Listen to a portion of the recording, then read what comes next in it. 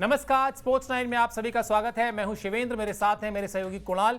और क्रिकेट के खेल में भारत के लिए बहुत ही दमदार खबर है, बहुत ही शानदार खबर है। और खबर यह है कि इंटरनेशनल क्रिकेट काउंसिल यानी आईसीसी, यानी पूरी दुनिया में क्रिकेट को संचालित करने वाली जो सबसे बड़ी संस्था है, उसके चेयरमैन अब एक भारतीय होंगे। और वो भारतीय हैं जय शाह, यानी बीसीसीआई के मौजूदा सचिव। चेयरमैन के लिए उनको चुन लिया गया है, सर्वसम्मति से चुना गया है, यानी कोई विरोध ही नहीं हुआ उनका। और ये कहीं ना कहीं जो आईसीसी में बीसीसीआई की ताकत है, जिस तरह से क्रिकेट को बीसीसीआई ने संचालित किया है, जिस तरह से तमाम अलग अलग बोर्ड्स के साथ उसने कोऑर्डिनेट किया है, एक सामंजस्य बिठाया है, उसी का ये नतीजा है कि उन्हें किसी भी तरह की अड़चन का सामना नहीं करना पड़ा। जल्दी ही वो इस कार्यभार को भी संभालेंगे। इसी पर आज बातचीत करेंगे, इसके तमाम पहलुओं को समझेंगे और यह भी समझेंगे कि इस खबर से पाकिस्तान क्रिकेट बोर्ड की आखिर मुश्किलें क्यों बढ़ गई हैं। लेकिन सबसे पहले आपको खबर दिखाते हैं और बताते हैं कि किस तरह से यह चुनाव हुआ।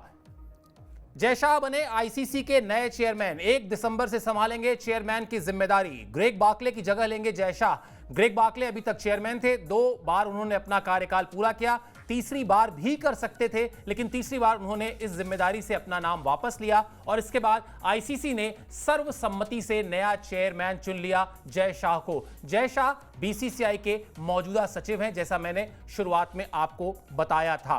तो ये एक बड़ी खबर भारत के लिहाज से इसलिए क्योंकि वैसे भी भारतीय क्रिकेट कंट्रोल बोर्ड यानी बीसीसीआई क्रिकेट के खेल में अच्छा रसूख रखता है, अच्छा दमखम रखता है, वर्ल्ड का सबसे पैसे वाला बोर्ड है, बहुत ताकतवर बोर्ड है। और अब उसकी ताकत कहीं ना कहीं और ज्यादा इजाफा हुआ है। हालांकि आईसीसी चेयरमैन की जो पोस्ट होती है वो इंडिपेंडेंट पोस्ट होती है। आप उस कुर्सी पर बैठने के बाद किसी एक बोर्ड को रिप्रेजेंट नहीं कर रहे होते हो, बल्कि आप पूरी दुनिया में क्रिकेट की नुमाइंदगी कर रहे होते हैं, जो जय शाह अब करेंगे। लेकिन इससे यह जरूर है कि भारतीय हैं, इससे पहले भी जो चेयरमैन रहे हैं भारत के, उन्होंने भी इस तरह से इस कुर्सी को संभाला है निष्पक्ष होकर कि कहीं ना कहीं पूरी दुनिया में क्रिकेट जो है वो और बेहतर ही हुआ है। चलिए इस खबर पर आगे बढ़ेंगे, लेकिन सबसे पहले आपको बताते हैं कि इस जिम्मेदारी को संभालने के बाद जो चेयरमैन है, नवनियुक्त चेयरमैन है जय शाह, उन्होंने क्या कहा, उनका स्टेटमेंट दिखाते हैं, फिर बातचीत को आगे बढ़ाएंगे।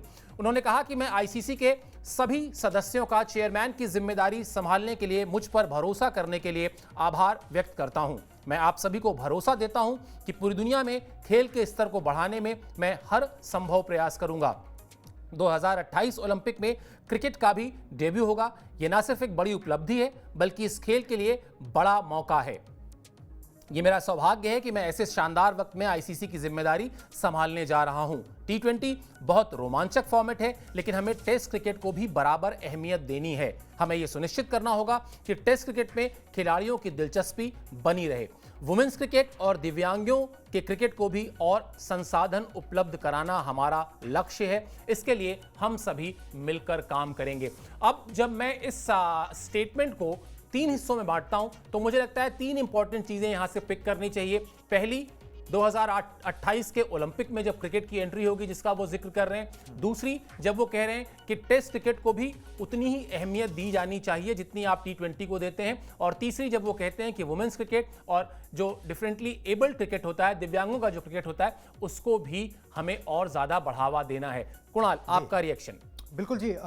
पहली बात तो ये बहुत अच्छा जैसे आपने एक्सप्लेन किया कि भाई ये तो इंडिया के लिए, बीसीसीआई के लिए ये गर्व की बात है कि 5वां एक शख्स जो है वो ये जिम्मेदारी को संभालने जा रहा है। और जिन्होंने पहले भी ये जिम्मेदारी निभाई है, बहुत अच्छे से निभाई है, बहुत नाम हुआ है उनके कार्यकाल में, बहुत अच्छे अच्छे काम हुए हैं, और उसी का कंटिन्यूएशन जो है वो जय शाह यहाँ पर करेंगे। दूसरी बात आपने कही कि भाई कुछ चैलेंजेस उनके सामने हैं, ऑब्वियसली कुछ चैलेंजेस हैं, और उन चैलेंजेस में से ये है कि भाई आपको टेस्ट क्रिकेट को कैसे बढ़ावा देना है। उन्होंने टेस्ट क्रिकेट को बीसीसीआई में रहते हुए बढ़ावा दिया कि भाई अगर आपका जो एक जब क्रिकेटर खेलता है तो उसको ABCD ग्रेड के अंदर बांटा जाता है। A+ ग्रेड वालों को कुछ पैसा मिलता है, मगर अगर आप टेस्ट क्रिकेट खेलोगे, सारे टेस्ट मैचेस खेलोगे साल में, तो आपको तकरीबन उतना ही पैसा मिलेगा जितना आपको बीसीसीआई के कॉन्ट्रैक्ट से मिलता है। तो यहां पर टेस्ट क्रिकेट को बढ़ावा देने के लिए उन्होंने कदम उठाए, बहुत सारे कदम ऐसे उठाए हैं, और इन्हीं को जो है विश्व स्तर पर ले जाने का काम जो है वो जय शाह करते हुए नजर आएंगे। मतलब एक पूरी सर्वसम्मति से जाए कि भाई सिर्फ बीसीसीआई में जब वो थे तो बीसीसीआई के फैसले लेते थे। अब ये है कि भाई सबको एक पेज पे लाकर टेस्ट क्रिकेट को बढ़ावा देने का काम करेंगे। टी20 एक ऐसा फॉर्मेट है जिससे क्रिकेट को बढ़ाया जा सकता है, मगर उसका जो बेसिस है वो टेस्ट क्रिकेट है और उसको वो बड़ा महत्व देते हैं। ये चीज़ जो है वो सामने ज़रूर आएगी। मगर हम इन सब चीज़ों में से सर जो एक चीज़ जो है वो ये निकल कर आ रही है कि भाई 35 साल की उम्र के अंदर जो है वो बने हैं आईसीसी के चेयरमैन। जब वो एसीसी के हेड बने थे तब भी वो यंगेस्ट थे, यहाँ पर आईसीसी के बने हैं तब भी वो यंगेस्ट हैं। नए नए कीर्तिमान उन्होंने स्थापित किए हैं और आउटसेट से कई बार उस तरीके से नहीं लगता कि भाई बहुत ही अफलातून से जिसे कहेंगे ना, बहुत ही जैसे क्रांतिकारी से एडमिनिस्ट्रेटर होंगे, मगर उनके काम ऐसे ही रहे हैं जिसमें मतलब इंडिया के अंदर ट्रॉफी की कमी थी, वो ट्रॉफी भी उनके कार्यकाल में आई है। तो कितनी भी आप अचीवमेंट्स ले लीजिए, गिनवाता जाऊंगा मैं, एक एक करके हम डिस्कस करेंगे ये आगे शो के अंदर, मगर ये ज़रूर है कि ऐसे ही कुछ अचीवमेंट्स जो है ना वो इंतजार कर रही है। और आईसीसी के कामकाज से वो कोई अछूते नहीं हैं, वो आईसीसी से जुड़े हुए हैं एज ए मेंबर कई सालों से। और उसकी जो सबसे पावरफुल कमेटी है फाइनेंस और कमर्शियल कमेटी, उसके वो 2022 से अध्यक्ष हैं। तो उनको एग्जैक्टली पता है कि आईसीसी किस तरीके से वर्क करता है, उसमें क्या क्या सुधार किया जा सकता है, किस तरीके से और क्रिकेट को बढ़ाया जा सकता है। बिल्कुल कुणाल, और जो आप बात कह रहे हैं ना, कई बार ऐसा होता है कि आप अपनी बॉडी लैंग्वेज से बहुत एग्रेसिव दिख नहीं रहे होते हैं, लेकिन जो आपकी अप्रोच होती है ना वो बहुत एग्रेसिव होती है, वो बहुत संतुलित होती है, बहुत फायदेमंद होती है। और भाई आप रोहित शर्मा को ही ले लीजिए। भाई रोहित शर्मा के साथ भी तो यही कहानी है ना कि आप उनको देखते हैं तो लगता नहीं कि ये उस तरह के एग्रेसिव कैप्टन होंगे, लेकिन आप सबसे ज्यादा छक्के उठा के देख लीजिए, सबसे ज्यादा दोहरे शतक उठाकर देख लीजिए, तो कई बार आपका जो कामकाज का तरीका है उससे बहुत कुछ साफ दिखाई नहीं देता कि आप जो काम कर रहे हैं उसके फायदे या नुकसान क्या है। शायद कुछ हद तक ये बात है उनके साथ भी, जय शाह के साथ भी बड़ा लो प्रोफाइल टाइप से दिखाई देते हैं, लेकिन काम बड़े पुख्ता तरीके से करते हैं। और यही वजह है कि सर्वसम्मति से उनको चुना गया। बधाइयां मिल रही हैं। जो सबसे इंपॉर्टेंट बधाई है वो बीसीसीआई के अध्यक्ष की है, क्योंकि वो भाई बीसीसीआई को संचालित कर रहे थे, सचिव थे, और जब वो अध्यक्ष रॉजर बिन्नी थे, रॉजर बिन्नी ने क्या कहा है ये आपको बताते हैं। मैं जय शाह को आईसीसी का चेयरमैन चुने जाने की बधाई देता हूं। बीसीसीआई के सचिव और एशियन क्रिकेट काउंसिल के अध्यक्ष के तौर पर उन्होंने मजबूती से काम किया। क्रिकेट में कई बड़े बदलाव लाने वाले कई फैसलों की योजना उन्होंने बनाई और उसे अमल में लाए। मैं इस बात को लेकर आश्वस्त हूं कि आईसीसी के चेयरमैन के तौर पर जिम्मेदारी संभालने के बाद वो इस खेल को और ऊंचाइयों पर लेकर जाएंगे। वही बात जो अभी आप कह रहे थे कि भाई एग्जीक्यूट ही, मतलब सिर्फ एक तो होता है कि मैंने प्लानिंग कर ली जी कि हमको ऐसा करना है, ऐसा करना है, ऐसा करना है, ऐसा करना है, लेकिन फिर उसको जो भी आपने प्लान किया है A to Z उसका एग्जीक्यूशन भी आपके पार्ट में है, एडमिनिस्ट्रेटिव के पार्ट में है। और वही रॉजर बिन्नी कह रहे हैं कि मतलब जय शाह ने एज ए सेक्रेटरी सिर्फ चीजें प्लान नहीं की, बल्कि उसको अमली जामा पहनाया, उसको एग्जीक्यूट भी किया। और यही बात अभी आप भी कह रहे थे। बिल्कुल जी, एग्जीक्यूट करना मतलब आपके अंदर वो क्षमता होनी चाहिए कि आप फैसले ले सको। अब वो फैसले कई बार सीधे भी हो सकते हैं, उल्टे भी पड़ सकते हैं, मगर आपको वो फैसले लेने की हिम्मत होनी चाहिए कि मैंने ये फैसले ले लिए, अब आगे देखते हैं क्या होगा। टेस्ट क्रिकेट को बढ़ावा देने के लिए उन्होंने कुछ फैसले लिए, वो फैसले अच्छे हुए। बट WTC में 2 बार टीम इंडिया ने फाइनल में जगह बनाई है, नतीजे सामने आए ही हैं। तो वो अब इस तरीके के फैसले लेने के लिए जाने जाते हैं कि कुछ बदलाव के लिए, कुछ नया करने के लिए, बेहतरी के लिए वो कड़े फैसले ले सकते हैं। बहुत सारे सर लोग जो है ना, हमारे व्यूअर्स ने ये बात भी पूछ रहे हैं कि भाई उनका चुना जाना तय था, ठीक है। तो ऐसा नहीं है, मैं थोड़ा सा क्लैरिफाई कर दूं कि 16 सदस्य होते हैं जी, 12 तो फुल मेंबर होते हैं। मतलब आप समझ लीजिए जो 12 फुल मेंबर टेस्ट खेल रहे हैं उनका एक एक वोट होता है, बाकी अधिकारियों जो अधिकारी हैं उनका वोट होता है। तो 16 मेंबर्स होते हैं, 16 मेंबर्स वोट करते हैं, 9 वोट आपको चाहिए, मतलब 51% वोट आपको चाहिए, आधे से एक ज्यादा, तो 9 वोट आपको चाहिए। मगर यहां पर निर्विरोध चुन लिया गया क्योंकि ऑस्ट्रेलियाई बोर्ड, इंग्लैंड बोर्ड सब कोई समर्थन में था और काम देखा हुआ है। ऐसा नहीं है, देखा हुआ है, और खास तौर पर सबसे मुश्किल समय में काम देखा हुआ है। कुणाल, आप ये समझिए कि मैं हमेशा कहता हूं कि दुनिया का इतिहास जो भी लिखेगा आज से 50-100 साल बाद जब लिखा जाएगा इस समय का, तो कोरोना के पहले, कोरोना के दौरान और कोरोना के बाद, ये 3 अलग अलग कार्यकाल हैं जिसको आप डिफाइन करेंगे ना। जब कोरोना था और जिस तरह से मतलब जिंदगी की यहां आफत आई हुई थी, तो क्रिकेट कौन बात कर रहा था यार। वहां पर जिस तरीके से क्रिकेट खेला गया अलग अलग जगहों पर जाकर, वहां पर जिस तरह से तमाम बड़े बोर्ड्स जो हैं, जो मतलब बिल्कुल भुखमरी की कगार पर थे, कहना चाहिए, बिकने वाले थे, या उनकी कुछ बहुत ही बुरी स्थिति थी आर्थिक, वहां जाकर भारतीय टीम खेली, वहां भारतीय टीम के खेलने से पैसा आया, उनका क्रिकेट सर्वाइव हुआ। और भारत ने हमेशा, जो मैंने शुरुआत में कहा था कि भारत सबसे अमीर बोर्ड है, तो भारत ने अमीर होने के नाते वो जो एक खुला दिल दिखाना बनाना पड़ता है, एक जो बड़े भाइयों की भूमिका निभाई जाती है वो निभाया है, और इसीलिए किसी का कोई ओपोजिशन ही नहीं, कोई अड़चन ही नहीं। हाँ भाई आप बनिए, आप बनना चाहते हैं आप बनिए। बिल्कुल जी, बायो बबल का जो कॉन्सेप्ट आया बिल्कुल। वो उसी में आया कि भाई आपने कोरोना के टाइम के बीच में किस तरीके से आईपीएल खेला जाए, वो सब कुछ किया जाए। दूसरी बात ये कि पैसा लेके आए हैं वो, बिल्कुल। ठीक है। अगर आप देख लीजिए उनके कार्यकाल के अंदर किस तरीके से बीसीसीआई की कमाई बढ़ी है, जो ब्रॉडकास्ट राइट्स होते हैं, डिजिटल राइट्स होते हैं, उसमें कितनी ज़्यादा बढ़ोतरी हुई है, बीसीसीआई के खजाने भरे गए हैं। उन खजानों का भरने का फ़ायदा ये हुआ है कि खिलाड़ियों तक पहुंची है वो चीज़ें, एनसीए इतना बड़ा बना दिया गया, दुनिया भर की चीज़ें जो हुई हैं, यही चीज़ें वो आईसीसी के अंदर भी जब कमर्शियल कमेटी में जो उसकी कमर्शियल कमेटी है, फाइनेंस कमेटी है, वहाँ पर भी वो जब वो अलॉट करते हैं बजट, फाइनल हस्ताक्षर उन्हीं के होते हैं। जैसे चैंपियंस ट्रॉफी का बजट है तो उन्होंने अभी उस पर हस्ताक्षर किया जब वो फाइनलाइज हुआ, तो वो सब कुछ करते हैं। तो वहाँ पर भी वो सब वो उनकी जो एक तरीके का जैसे कहते हैं ना भाई, उनका ऑटोग्राफ दिखता है उन चीज़ों के ऊपर कि भाई वो करना जानते हैं। अब आईसीसी को भी नेक्स्ट लेवल पे ले जाना, उसके टूर्नामेंट्स का कुछ जो है और आगे मार्केटिंग करना, उसके टूर्नामेंट्स को बढ़ाना, क्रिकेट को और बढ़ाना, अलग अलग जगहों पर लेकर जाना, आईसीसी की रोल उसके अंदर बढ़ाना, ये उनका जो है मुख्य यहाँ पर एजेंडा रहेगा कि भाई वो यहाँ पर ये करते हुए नजर आए कि क्रिकेट को कैसे बढ़ाया जाए, आईसीसी की कमाई कैसे बढ़ाई जाए, और फिर उस कमाई से जो है क्रिकेटर्स का किस तरीके से भला किया जाए। ये सारे रोल्स जो है वो जय शाह निभाते हुए नजर आएंगे। और जैसे अभी सर बता रहे थे कि वो कोरोना काल वाला मामला तो सबने देखा ही हुआ है, किस तरीके से वो डील करते हैं कॉरपोरेट से, क्योंकि वहाँ से ही पैसा आता है, वो भी सबने देखा हुआ है कि किस तरीके से वहाँ से डील किया जाता है। तो मुझे लग रहा है इन ऑल जो है ना, ये एक अच्छी खबर है आईसीसी के लिए भी। और अभी आप अगर टेक्निकल रूल्स में जाएं सर, तो होता क्या है कि आप अभी 2 साल के लिए उनको जो है 1 दिसंबर से वो कार्यभार संभालेंगे, 2 साल के लिए उनको बनाया जाएगा। मगर ये आप 3 बार कर सकते हो, मतलब 3 टर्म ले सकते हो, ठीक है। मतलब 2028 तक तो वो खुद ही बोल रहे हैं लॉस एंजलिस जो ओलंपिक्स वाला, तो कम से कम 4 साल वो बने रहेंगे। ये मोटा मोटा जो है चीज़ यहाँ पर नजर आती है। बिल्कुल। और आप जो भी बीच में जिक्र भी कर रहे थे कि इससे पहले भी 4 बार ऐसा रहा है जब आईसीसी के चेयरमैन की ये जो जिम्मेदारी है वो भारतीयों ने संभाली है। दिखाते हैं आपको, बताते हैं वो भी कि किस तरह से वो 5वें, मतलब जय शाह 5वें ऐसे भारतीय एडमिनिस्ट्रेटर हैं जो आईसीसी के चेयरमैन की जिम्मेदारी संभालेंगे। इससे पहले 2020 तक के बाद वो पहले हैं, मतलब 2020 तक रहे हैं भारतीय, 2020 के बाद जय शाह पहले भारतीय होंगे। शशांक मनोहर 2015 से 2020 तक इस जिम्मेदारी को संभाल चुके हैं। इससे पहले शरद पवार और एन श्रीनिवासन, ये सभी अपने अपने समय पर बीसीसीआई के अध्यक्ष भी रहे हैं और बाद में आईसीसी के चेयरमैन भी बने हैं। और जो पहले चेयरमैन थे आईसीसी के, यानी पहले भारतीय व्यक्ति जो चेयरमैन थे, वो जगमोहन डालमिया थे, जिनको काफी हद तक ये क्रेडिट भी दिया जाता है कि क्रिकेट जो है आज इतना प्रोफेशनल जो बना, भारत का जो इतना पैसा आया, उसमें जगमोहन डालमिया का बहुत बड़ा रोल था। खैर, इसको हम इस तरह से देखते हैं कुणाल कि एक पद है,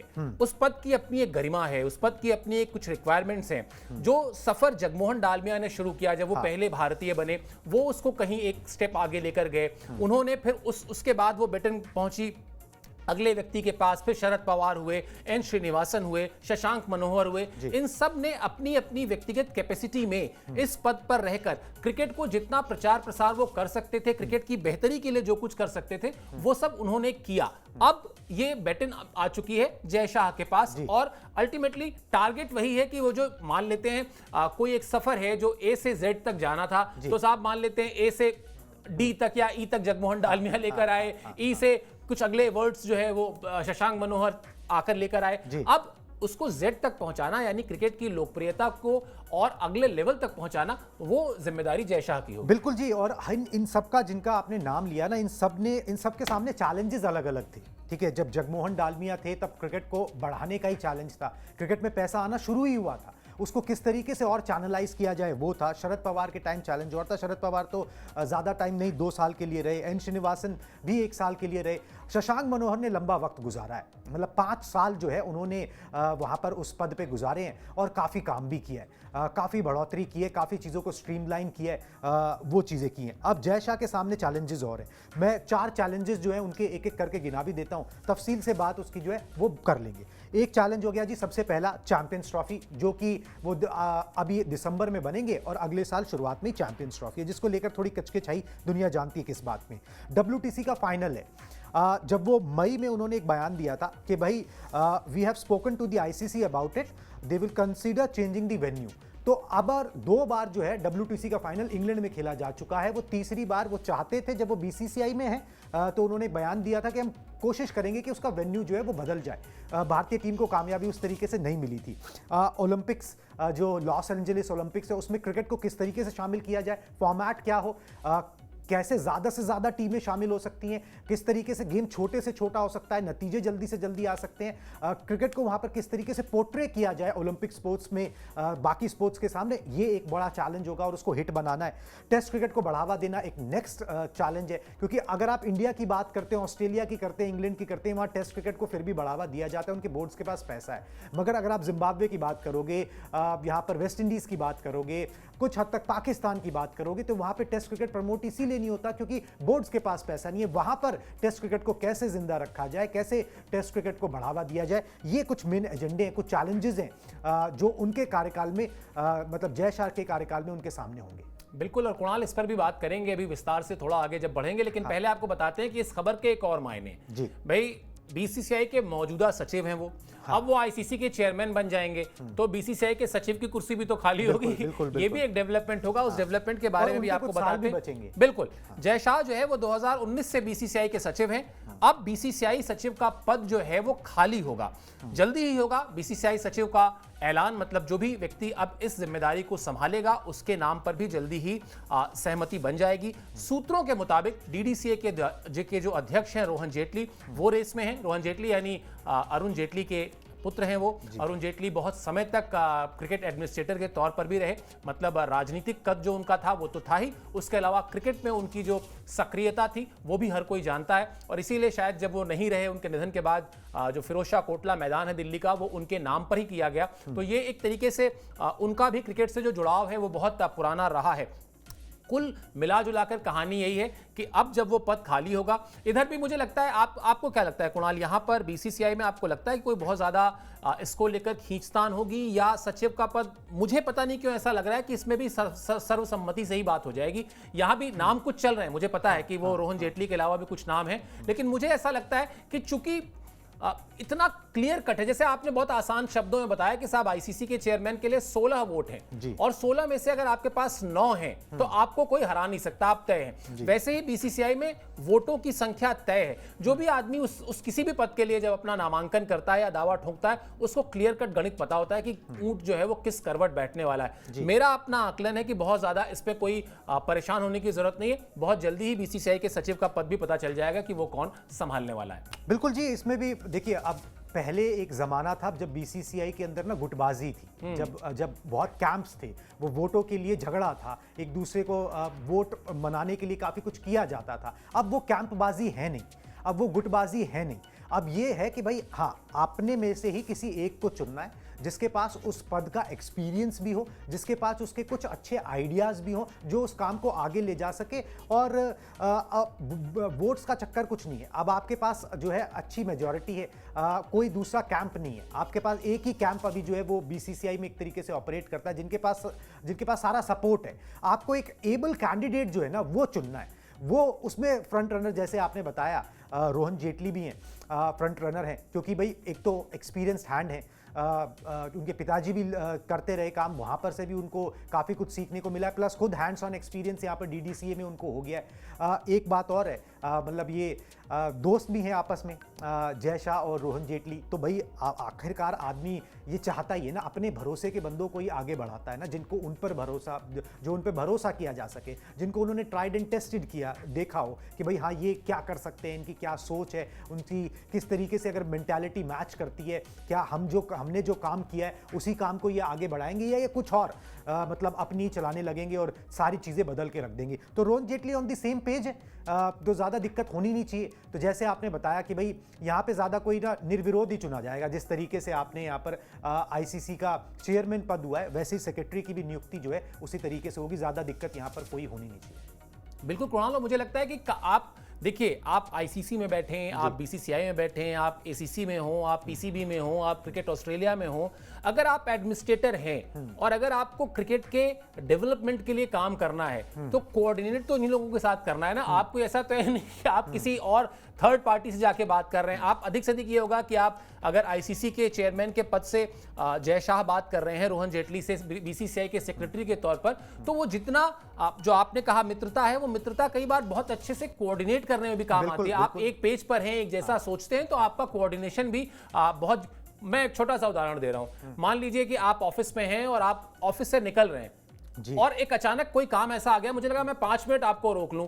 अब हो सकता है आपकी शिफ्ट पूरी हो चुकी है, मैं फोन करूं यार जरा 5 मिनट ये काम देख लो, आप रुक के करते हैं ना। तो यही तो कोऑर्डिनेशन होता है, यही। और ये तो मैंने बहुत ही छोटा सा उदाहरण दिया, मतलब बहुत ही शून्य किस्म का उदाहरण दिया। बड़े लेवल्स पर जब आप कोई बहुत बड़ा फैसला ले रहे हैं, आपको बिल्कुल कोई बहुत लास्ट मिनट पे कुछ कराना है, लेकिन अब अगर आप उसके लिए पूरा प्रोसेस फॉलो करेंगे कि ईमेल करें और फिर उसकी प्रॉपर पहले अप्रूवल लें, तो फिर वो लंबा खींच जाएगा। आपने फटाफट कहा यार इसको ऐसा करते हैं, फोन पे ही कर लेते हैं, बाकी जो फॉर्मेलिटीज हैं वो बाद में पूरी होती रहेंगी। खैर चलिए, आप देख रहे होंगे पाकिस्तान के लिए बड़ी मुश्किल ये हम क्यों कह रहे हैं, थोड़ा सा खुलासा इसका भी करते हैं। अब हुआ क्या कि पाकिस्तान को आईसीसी चैंपियंस ट्रॉफी की मेजबानी मिली हुई है। ये सब कुछ जय शाह से पहले हो चुका है। अब मेजबानी तो मिली हुई है, लेकिन भारत सरकार का स्टैंड काफी सालों से बहुत क्लियर है कि भारतीय टीम पाकिस्तान नहीं जाएगी। तो अब क्या हुआ कि पाकिस्तान क्रिकेट बोर्ड हर हफ्ते, मतलब ऐसा लगता है जैसे उन्होंने एक अलार्म लगा रखा है कि इस हफ्ते के इस दिन को एक बयान कोई दे देना है। तो वो एक बयान उधर से कोई आ जाता है कि भारत अगर नहीं आएगा पाकिस्तान खेलने तो हम वर्ल्ड कप में हम भी नहीं जाएंगे, हम ऐसा कर देंगे, हम वैसा कर देंगे। अब ये सारी कहानी पहुंचती थी आईसीसी के पास, क्योंकि आईसीसी दुनिया में क्रिकेट को संचालित भी करती है और चैंपियंस ट्रॉफी उसका ही टूर्नामेंट भी है, आईसीसी का टूर्नामेंट भी है। तो अब जब वहां पर जय शाह होंगे, ठीक है वो निष्पक्ष होंगे, इसमें कोई दो राय नहीं है, लेकिन निष्पक्ष होने के साथ साथ उनको पता है कि आखिर क्यों भारतीय टीम पाकिस्तान नहीं जाती है। अब पाकिस्तान का जो पक्ष था ना, वो थोड़ा और कमजोर ही होगा, क्योंकि अब भारत और मजबूत हुआ है। यही चुनौती भी है पाकिस्तान क्रिकेट बोर्ड के सामने। भारतीय टीम के पाकिस्तान जाने की उम्मीद नहीं है, जैसा मैंने पहले कहा, और पाकिस्तान को चैंपियंस ट्रॉफी की मेजबानी की जिम्मेदारी मिली हुई है। जय शाह के चेयरमैन होने से भारत का पक्ष और मजबूत हुआ है। अब यहां से रास्ता मुझे कुणाल यही दिखाई देता है कि जय शाह बहुत ही प्यार से, दुलार के, पुचकार के पीसीबी को समझा देंगे कि देखो जी, मैं एसीसी का हेड था, मैंने कहा था कि हाइब्रिड मॉडल पे एशिया कप करा लेते हैं, फर्स्ट क्लास एशिया कप भी हो गया, आपको जो मेजबानी की रकम मिलनी थी वो रकम भी मिल गई, अब भी वही कर लेते हैं। आपको जो मैचेस अपने यहाँ कराने हैं आप बिल्कुल कराइए, जो टीमें आपके यहाँ आ रही हैं आप बिल्कुल कराइए, लेकिन भारत के मैचेस हाइब्रिड मॉडल पे हम कोई एक दूसरे देश को खोज लेते हैं, वो चाहे श्रीलंका हो चाहे वो यूएई हो, हम खेल लेंगे और ज्यादा किचकिच करने का कोई फायदा नहीं है। बिल्कुल जी, होना तो होगा यही। और ये थोड़ा सा समझने की ज़रूरत है, ये सब चीज़ें होनी थी क्योंकि आपका ये इलेक्शन जो है ये स्लॉटेड था। पहले भी आईसीसी इस पे संज्ञान लेके कुछ बात कर सकता था। भाई पाकिस्तान का कंसर्न आज से तो नहीं है, ये तो पहले से कि भाई इंडिया ट्रैवल करेगा कि नहीं करेगा ट्रैवल। तो आईसीसी ने उसके ऊपर उस समय लिया ही नहीं, क्योंकि उनको पता था कि भाई बाद में जब ये चुनाव होने हैं और उसके अंदर एक फ्रंट रनर जो ना, वो हमेशा से जैसा थे ही कि भाई वो जो है नेक्स्ट इन दी लाइन है। तो भाई जब वो आ जाएंगे तो वो इस मैटर को अपने हिसाब से सुलझाएंगे। वो जैसे अभी आपने बताया कि भाई वो एसीसी में इस मैटर को सुलझा चुके हैं, वो पाकिस्तान से डील कर चुके हैं, वो पीसीबी के अधिकारियों से डील कर चुके हैं, तो वही समझाएं, वही बात करें। यहाँ पर जो है हम बात करेंगे तो फिर उसका मतलब कुछ और होगा, उस पर हो हल्ला कुछ और होगा। अब यहाँ पर अगर पाकिस्तान क्रिकेट बोर्ड जब टेबल पे आएगा, जब उन्हें पता होगा कि भाई जय शाह ही अब आईसीसी के चेयरमैन है और वो हमसे डील कर रहे हैं, तो फिर उनकी मानसिकता कुछ और होगी डील करने की। फिर वो वहाँ पे समझौता करने ही आएंगे, क्योंकि वो उनके पास कुछ जिसे कहते हैं ना कि बार्गेनिंग का स्कोप बच नहीं जाएगा उतना ज्यादा कि भाई वो उसके अंदर क्या बार्गेनिंग कर ले। हाँ, थोड़े बहुत पैसे की बार्गेनिंग जरूर हो सकती है कि भाई उनको फाइनेंशियल घाटा ना हो। वो पहले भी इंश्योर किया गया था जब एसीसी में जब वो एशिया कप हुआ था हाइब्रिड मॉडल पे, वो यहाँ पर भी इंश्योर जो है उस तरीके से किया जाएगा। मगर हाँ, पाकिस्तान की स्थिति कमजोर जरूर होगी, उनकी बार्गेनिंग पावर कम होगी। उनका एक ही एजेंडा है, जो अभी जो सबसे बड़ा एजेंडा है वो ये है कि भाई चैंपियंस ट्रॉफी के के सारे मैचेस यहाँ पर हों। हालांकि अभी वहाँ पर टेस्ट मैचेस हुआ था, जो टेस्ट अभी हारे पाकिस्तान की टीम, हो अल्लाह हुआ, बंदे नजर नहीं आ रहे थे फ्री में टिकट के बावजूद, तो वो गेट मनी से भी पैसे जो है कैसे आएंगे, वो तमाम तरीके की दिक्कतें हैं ही। मगर फिर भी हो ना, एक चीज़ जो है ना अड़ने के लिए होती है कि भाई हम अपनी ईगो दिखाएं या हम अपना वो दिखाएं कि हमको मेज़बानी मिली है तो हमें ही सब कुछ दे दो। वो सारी चीज़ें भी आईसीसी संज्ञान मिलेगा जब टेबल पे बात होगी, तो सब मुद्दों पर बात होगी और उसके बाद पाकिस्तान को आखिरकार इस पर एग्री करना ही पड़ेगा। मेंटल मेकअप उनका अभी से बन गया होगा कि भाई अब हमको एग्री करना पड़ेगा कि जहां पर भी इंडिया के मैचेस हो सकते हैं हाइब्रिड मॉडल पे, वो करवा लिए जाएं और इसी तरीके से आगे बढ़ा जाए। बिल्कुल कुणाल, और आपने कहा कि पाकिस्तान में फ्री करने के बाद भी लोग मैच देखने नहीं आ रहे, ये बड़ा इंपॉर्टेंट मुद्दा है, जो कि वन नेशन स्पोर्ट है। लेकिन आप मुझे ये बताइए कि इसमें दर्शकों का कसूर है। आप बांग्लादेश की टीम से हार रहे हैं, 10 विकेट से आप हार रहे हैं, आप डिक्लेयर करने के बाद 450 रन बनाने के बाद आप डिक्लेयर कर देते हैं, और आप इतने साल से आप भी क्रिकेट कवर कर रहे हैं। कोई भी टीम जब डिक्लेयर करती है तो 2-3 चीजें सोच के करती है। एक, अब हम ये टेस्ट मैच हार नहीं सकते। हाँ। 2, हम नतीजे के लिए जा रहे हैं, अगर हार गए मतलब 10% चांसेस है हार सकते हैं, लेकिन 90% चांसेस है कि हम जीत जाएंगे, जिसको आप रिस्क लेना कहते हैं, जैसी क्रिकेट इंग्लैंड खेलती है। और या फिर आप कहते हैं कि हमें सिर्फ जीतना ही जीतना है, हम कुछ और कोई तरीका ही नहीं है। पाकिस्तान की टीम पिछले 1 दशक से जो क्रिकेट खेल रही है ना, उसका ऑप्शन ABCD एक ही होता है, हमें हारना नहीं है। हाँ। वो ए में भी लिखते हैं हमें हारना नहीं, बी में भी लिखते हैं हमें हारना नहीं, सी पे भी लिखते हैं हमें हारना नहीं है, डी पे भी हमें लिखते हैं हारना नहीं। जब 450 रन बना के उन्होंने डिक्लेयर किया ना, तो शान मसूद, जेसन गिलेस्पी, बाबर आजम, शाहीन शाह अफरीदी, ये जो 4-5 बड़े नाम हैं पाकिस्तान के, इन्होंने कह दिया होगा कि हाँ जी अब हम ये हार नहीं सकते। हाँ। और इसीलिए बांग्लादेश की टीम जब बैटिंग करने गई होगी, 450 रन सामने आपको स्कोर बोर्ड पे दिख रहे होंगे, पीछे भारत अपने देश में क्या मचा हुआ है बवाल वो पता ही है। मतलब आसान नहीं था ये हिस्ट्री में। मतलब इसके बाद बांग्लादेश हो सकता है आज से 20 साल बाद दुनिया की नंबर 1 टेस्ट टीम हो जाए, हो सकता है, चलिए मान लेते हैं। लेकिन ये जीत जो है, और जितनी बड़ी जीत है बांग्लादेश के लिए, और उतनी ही बड़ी हार है ये पाकिस्तान के लिए। इसलिए अगर पाकिस्तान में दर्शक देखने नहीं जा रहे हैं मैच, तो उसमें दर्शकों की गलती नहीं है। किसी भी खेल को ना सर माथे पर बिठाने के लिए आपको जीत लानी होती है, आपको स्टार लाने होते हैं। स्टार हैं बाबर आजम, मैच में रन नहीं बना पाते। शाहीन शाह अफरीदी जो है दुनिया भर के अपने जेस्चर सोच के आते हैं कि वो मैच में क्या करेंगे, लेकिन उनके 2 विकेट लेते हैं, और वो भी 2 विकेट वो टेल एंडर्स के, ठीक है। 35-36 ओवर उन्होंने फेंके, 100 के आसपास उन्होंने रन दिए थे। तो ना आपके पास जीत है, ना आपके पास स्टार है, ना आपके पास इंफ्रास्ट्रक्चर है। आप ही का चेयरमैन कह रहा है कि ना तो सीट है ना बाथरूम है। आपका चेयरमैन कह रहा है, ये मोहसिन नकवी कह रहे हैं पाकिस्तान के, कि हमारे पास पूल ही नहीं है खिलाड़ियों का। अब इससे ज्यादा बुरे हाल क्या होंगे। तो अब वो तो सपना छोड़ दीजिए कि आप कराएंगे वहां पर पाकिस्तान में चैंपियंस ट्रॉफी, कराइए, बाकी देशों को बुलाइए, भारतीय टीम नहीं जाएगी। ये बिल्कुल सोच समझ के दावे से कहा जा सकता है। और उसकी वजह क्रिकेटिंग इंफ्रास्ट्रक्चर से ज्यादा और भी दूसरी वजह है जो हम और आप कई बार डिस्कस कर चुके हैं। खैर चलिए, आज जय शाह का दिन है, तो जय शाह की उपलब्धियों पर भी बात कर लेते हैं, क्योंकि वो एक बहुत बड़ा अचीवमेंट भी है, वो एक बहुत बड़ा पन्ना है उनके करियर का। 35 साल की उम्र में अगर वो इस जिम्मेदारी को संभालने के लिए गए हैं, तो निश्चित तौर पर उनके पास कामयाबियों की वो लिस्ट है, उनका किए गए कुछ काम हैं जो उनके दावे को मजबूत करते हैं। पहला काम, वुमेन्स प्रीमियर लीग की उन्होंने शुरुआत की, और जिस तरह से उनके रहते हुए शुरुआत हुई, जिस तरह से वो टूर्नामेंट आज की तारीख में हिट हो रहा है, जिस तरह से महिला क्रिकेट को प्रमोशन मिला है, कुछ कहने की जरूरत ही नहीं है। इसके अलावा एक बड़ा फैसला जो उन्होंने किया, जिसकी बहुत तारीफ हुई, महिला क्रिकेट टीम की खिलाड़ियों की जो मैच फीस थी वो उन्होंने बराबर कर दी पुरुषों के। यानी अब एक मैच खेलने के लिए जितना पैसा स्मृति मांधना को मिलता है, उतना ही पैसा विराट कोहली को भी मिलता है। कोई अब जो पहले एक बड़ा गैप दिखाई देता था, वो गैप अब नहीं है। इसके अलावा जो जिक्र शुरुआत में कुणाल ने किया था, नेशनल क्रिकेट एकेडमी में जो इंफ्रास्ट्रक्चर उन्होंने बनवाया, जो पूरा का पूरा डेवलपमेंट हुआ वहां पर, आज की तारीख में एनसीए में एक साथ कई घरेलू मैच खेले जा सकते हैं, उनकी सुविधाएं हैं। टेस्ट क्रिकेट और घरेलू क्रिकेट को लेकर जो उन्होंने गंभीरता दिखाई, वो निश्चित तौर पर काबिले तारीफ है। मैं सिर्फ एक उदाहरण से इस बात को समझा देता हूं। भारत के कई बड़े खिलाड़ी जो वर्ल्ड कप खेल चुके हैं, श्रेयस अय्यर, ईशान किशन, ऐसे खिलाड़ियों ने जब घरेलू क्रिकेट से थोड़ा सा नानुकुर करना शुरू किया ना, उनको सेंट्रल कॉन्ट्रैक्ट से ड्रॉप किया गया। उनको बहुत साफ ये मैसेज दिया गया, और सिर्फ उनको नहीं, उनके जरिए पूरे के पूरे जितने भी पौध है क्रिकेटर्स की, जो आने वाली है, जो आ चुकी है, जो खेल रही है, सबको बता दिया गया कि घरेलू क्रिकेट को अगर नजरअंदाज किया गया तो फिर कोई बचने वाला नहीं है, नाम चाहे कोई भी हो। क्यों? क्योंकि खेल सबसे ऊपर होता है। बिल्कुल जी, बिल्कुल। और जितने भी चीज़ें आपने गिनाई हैं, ये सब चीज़ें उनके मतलब अचीवमेंट्स हैं। और इन सब के अलावा अब इन ये तो स्टेप्स लिए गए, इनके नतीजे क्या निकले? नतीजा ये निकला कि WPL में आज अगर वुमेन्स T20 लीग की बात की जाए, सबसे ज़्यादा पैसे दिए जाते हैं, सबसे ज़्यादा करार वहाँ पे किए जाते हैं। इंडियन क्रिकेट के लिए जो भी किया, जो सालों से ICC की ट्रॉफी का सूखा चल रहा था, वो खत्म हुआ। जब रोहित शर्मा चैंपियन बने, रोहित शर्मा की टीम चैंपियन बनी, टीम इंडिया चैंपियन बनी, तो उन्होंने 3 स्तंभ गिनाए, जिनमें से एक जो है जय शाह का भी नाम लिया कि भाई उनका सपोर्ट, जिस मैच्योरिटी से उन्होंने हैंडल किया, क्योंकि बहुत सारी बातें थी, इतना आसान नहीं था कि भाई पहले तो ये था कि भाई हार्दिक पांड्या के हाथों में कमान दे दी जाएगी, फिर रोहित शर्मा और विराट कोहली 1 साल तक जो है T20 मैचेस नहीं खेलते हैं, फिर उनको लाया जाता है स्कीम ऑफ थिंग्स में, उनको भरोसा दिया जाता है, पहले अनाउंस कर दिया जाता है कि भाई रोहित शर्मा की नेतृत्व में खेलेंगे।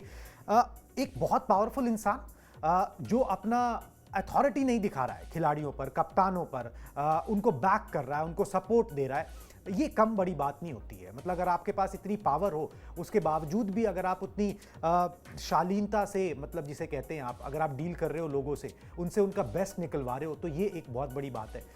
मैं इसमें यही ऐड करना चाहूँगा कि सर ये तमाम अचीवमेंट्स जो आपने गिनाई दी, इनके अलावा जो है ना, जो एटीट्यूड है, जो व्यवहार है, वो एक छठी अचीवमेंट आप गिन लीजिए। अगर ये 5 हैं तो वो छठी अचीवमेंट है कि व्यवहार जो है ना, इतनी पावर होने के बावजूद, चाहे वो ICC में आपका रुतबा पहले से ही है, आप उसकी सबसे पावरफुल कमेटी के अध्यक्ष हो, आपका यहाँ पर BCCI के सेक्रेटरी हो, उसके अलावा आपकी अलग से बैकिंग है दुनिया भर की, जो आपकी पॉलिटिकल एक माइलेज भी है, सब चीज़ें हैं, मगर उसके बावजूद आप जिस तरीके से व्यवहार करते हो खिलाड़ियों से और कप्तानों से, वो वाकई काबिल तारीफ है।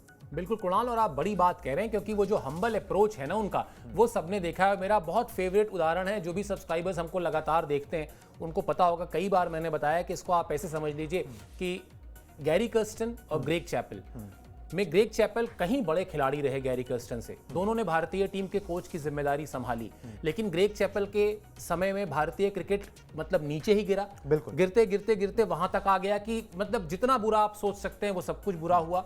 और गैरी कर्स्टन ने उसी टीम को फिर से उठाकर 2011 में वर्ल्ड चैंपियन बना दिया। अंतर क्या था? अंतर सिर्फ यही था कि आपके पास जब ताकत होती है तो आप रिंग मास्टर बनना चाहते हैं, आप सर्कस के उस रिंग मास्टर की तरह बिहेव करते हैं कि मेरे हाथ में कोड़ा है और मैं इस कोड़े से सारे जानवरों को, अब तो खैर जानवर नहीं होते सर्कस में, लेकिन जो पुराने होते थे, कि उस हंटर के दम पर मैं सारे जानवरों को ना डिक्टेट करूंगा। वो भी एक तरीका है अगर आपके पास पावर है तो। और एक म्यूजिक डायरेक्टर का भी पावर होता है। म्यूजिक डायरेक्टर क्या कहता है? कहता है यार मैं तो म्यूजिक डायरेक्टर हूं, तुम फ्लूट बजाओ, तुम तबला बजाओ, तुम हारमोनियम बजाओ, ये तुम्हारा स्केल है, ये तुम्हारी लाइंस है, इसको ऐसे बजाना है, तुम लोग अपना बेस्ट बजा दो, बाकी मेरे ऊपर छोड़ दो, मैं बहुत अच्छे से उसको मिक्स करके एक बहुत अच्छा म्यूजिक बना दूंगा। यानी किसी के काम में अड़चन डाले बिना। हारमोनियम वाले को वो ये नहीं कहते कि ऐसे नहीं बजाना, ऐसे बजाओ, या फ्लूट वाले को नहीं कहते ऐसे नहीं ऐसे बजाओ। आपको आपके पैरामीटर्स बता दिए गए, आपको काम दे दिया गया, आप अपना बेस्ट करिए, बाकी काम मैं कर दूंगा। तो जय शाह ने एज अ सेक्रेटरी वही काम किया है। और इसीलिए जो आपने कहा बहुत इंपॉर्टेंट पॉइंट है, रोहित शर्मा जब जीत के 3 पिलर्स बताते हैं, उसमें वो विराट कोहली का नाम, हार्दिक पांड्या का नाम, जसप्रीत बुमराह का नाम, या वो करिश्माई कैच लेने वाले सूर्य कुमार यादव का नाम नहीं देते। वो कहते हैं साहब जय शाह हैं, राहुल द्रविड़ हैं और अजीत अगरकर हैं। क्यों? क्योंकि ये तीनों मैदान पर उतरे बिना आपको वो सब सपोर्ट देते हैं जो चैंपियन बनने के लिए जरूरी होता है। चलिए खैर, आज का दिन जैसा मैंने शुरुआत में कहा था, कल देर रात ये खबर आई थी, लेकिन भारत के लिए, भारतीय क्रिकेट के लिए बहुत अच्छी खबर है। और निश्चित तौर पर जो उम्मीदें हैं वो यही हैं कि जिस तरह से कई बार आपको लगता होगा ना कि यार ये सॉकर हो गया या हॉकी हो गया या टेनिस हो गया या बहुत सारे ऐसे खेल हैं जिनकी लोकप्रियता क्रिकेट से बहुत ज्यादा है। ये तो हम हिंदुस्तान में इसलिए हमको लगता है क्रिकेट बहुत पॉपुलर खेल है, लेकिन क्रिकेट की जो वैश्विक इंटरनेशनल लेवल पर जो लोकप्रियता है वो इन खेलों के मुकाबले कहीं नहीं है। जय शाह के सामने सबसे पहले यही चुनौती होगी कि वो कैसे, अभी अमेरिका में T20 वर्ल्ड कप इसीलिए कराया भी गया था कि वहां पर भी और लोकप्रिय हो, और वो देश जो इस खेल में दिलचस्पी दिखाते हैं वहां इस खेल को कैसे स्टैब्लिश किया जाए, कैसे वहां से भी टीमों को लेकर आया जाए, और वो जो अभी 20, 25, 30 टीमों का एक कुनबा है उसको कैसे 50 या 60 या 70 और 100 तक ले जाया जाए, ये एक बड़ा रोल होगा। और यहीं से वो शुरुआत भी करेंगे शायद अपने इस नए प्रोफाइल की। चलिए, हमारी तरफ से बहुत बहुत शुभकामनाएं उनको, और आपसे वही रिक्वेस्ट है कि स्पोर्ट्स 9 को सब्सक्राइब कर लीजिए। फिलहाल इस ब्रॉडकास्ट में इतना ही। मुझे और कुणाल को दीजिए इजाजत। आप हमसे जुड़े इसके लिए बहुत बहुत शुक्रिया और आभार।